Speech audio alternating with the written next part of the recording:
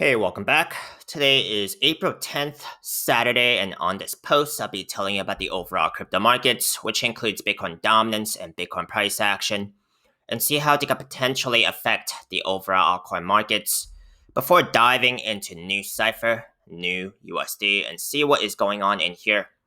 I'll be telling you about the bullish and bearish case scenarios for today, as well as the short-term price prediction on this market, according to what I'm seeing on the charts. Before we begin today, if you guys are enjoying this content, make sure to subscribe to this channel and like this video, as I'll be keeping you updated on the latest crypto setups on my watch list, regardless if it's a good day or a bad day. If you want to support me and don't already have a Webull brokerage account, you guys can use my referral link down below. They're still giving away 2 free stocks as of today upon a successful sign up and a qualifying deposit of $100. And I will also receive a referral bonus if you guys sign up under me. Please also read my full disclaimer below. I am not a financial advisor and this is not financial advice. I am purely sharing my own speculations and opinions on this market. I cannot tell you the future, and you should always do your own due diligence before trading or investing in this market, as it's extremely risky and volatile. If you have any questions or comments, please do only leave them in the comment section below, but I will try my best to get to as many of them as possible. Now, see what's going on in this market first. Most importantly, I do take a look into Bitcoin dominance. Tells me what the money could be trending into. Would it be Bitcoin, altcoins, or neither? Today, we have Bitcoin dominance down over 0.2%. This breaks down to Bitcoin price action up over 2.6%. Total altcoin market cap up almost 3.2%. Now, this is the upside of Bitcoin dominance trending downwards. I will usually see total altcoin market cap leading in gains ahead of Bitcoin. I usually emphasize Bitcoin dominance trend downwards. That's generally speaking better for the altcoins on both the upside and downside. Because conversely speaking, if Bitcoin dominance was trending upwards, the upside of that I will usually see Bitcoin leading in gains ahead of total altcoin market cap. On the weekly time frame here for Bitcoin dominance, we are still in a falling wedge pattern, which is generally a bullish pattern. If Bitcoin dominance actually breaks to the upside here, that's not as ideal for the altcoins, because the best case scenario in that sense would be if Bitcoin is actually trending higher as well, and the total altcoin market cap will be trailing behind that of Bitcoin. However, if Bitcoin actually pulls back while Bitcoin dominance trends upwards, the altcoins are going to feel it a lot more on the downside. Let's go over to Bitcoin, where I have pointed out that there has been a bearish divergence playing out from this 2 consecutive higher highs here. However, 2 consecutive lower highs on the RSI, that's classic bearish divergence. As I have been mentioning, the safer signal I am looking for here is a higher high on the price action chart along with a higher high on the RSI, okay? It looks like we are trying to get a higher high here on the price action chart right now, but we are still trying to beat that RSI of the last RSI high here of about 75 to tell me that this bearish divergence is done playing out.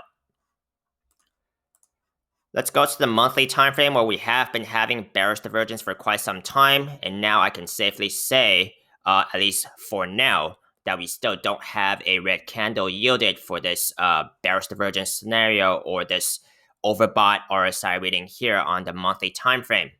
Not something I'll lose track of, even though it does not immediately play out, because do take a look into the last few times Bitcoin has been in a very overbought territory or with bearish divergence as well on the monthly time frame. One data point here is 1 month's worth of time as a reminder.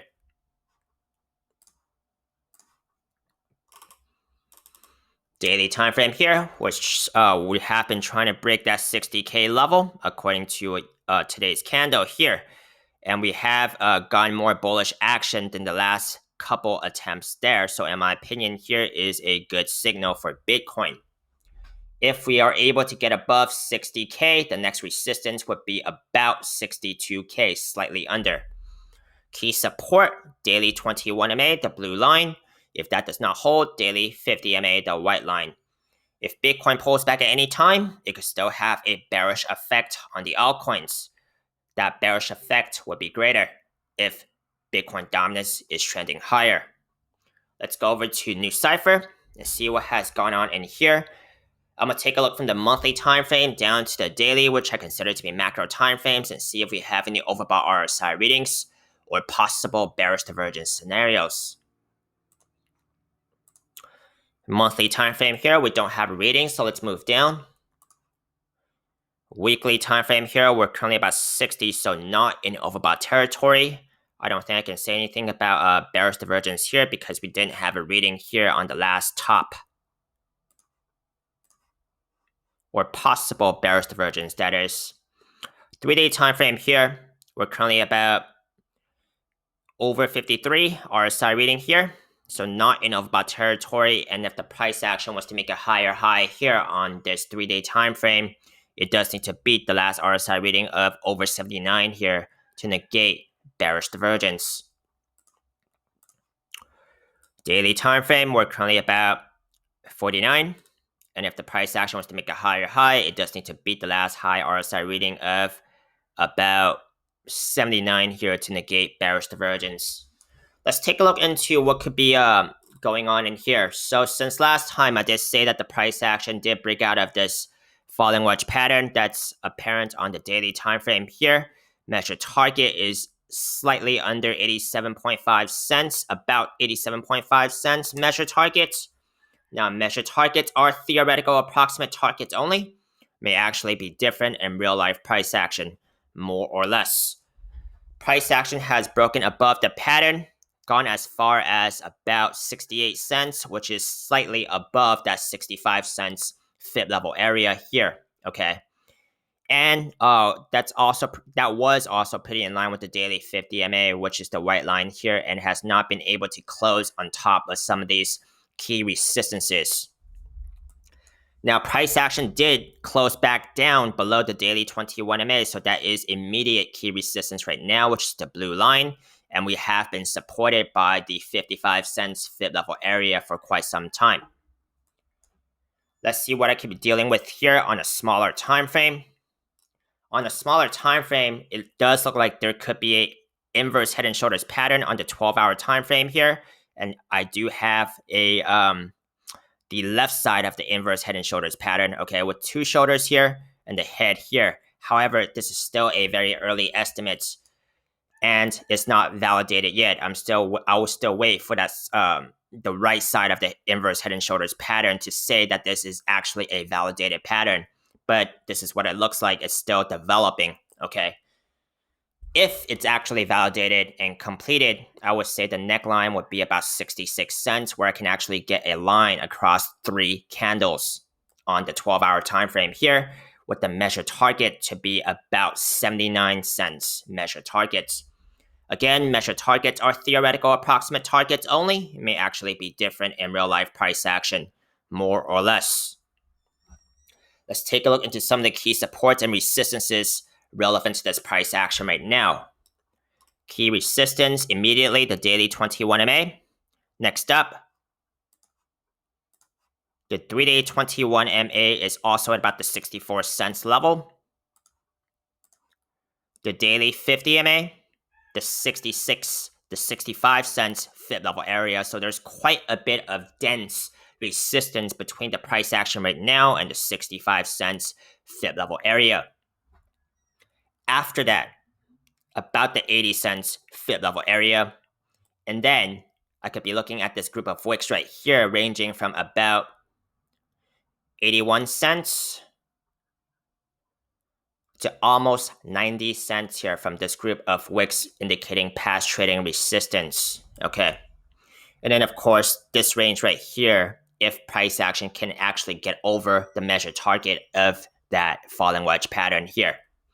Let's take a look into the bullish, key supports now, okay, before the bullish and bearish case scenarios.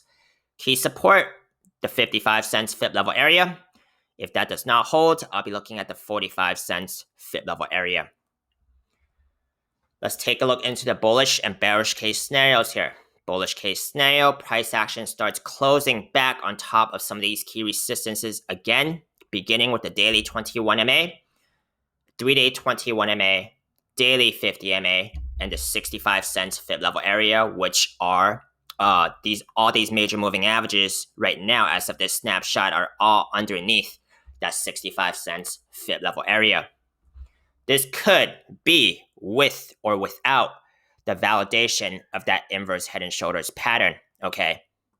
If that inverse head and shoulders pattern is validated, of course, that will give me more of an idea of where the price action could be heading, okay, before this measure target here. So let me repeat, bullish case scenario. Price action starts breaking on top of some of these major moving averages again from the daily and the 3-day. Next up will be the 65 cents fit level area, and then go towards this measure target, minding some of those resistance levels after that I had just pointed out. And of course, this would be with or without the validation of that inverse head and shoulders pattern I had pointed out on the shorter time frame, on the 12-hour time frame. Bearish case scenario, price action starts breaking support. Like I said, 55 cents fit level area would be the next level of key support.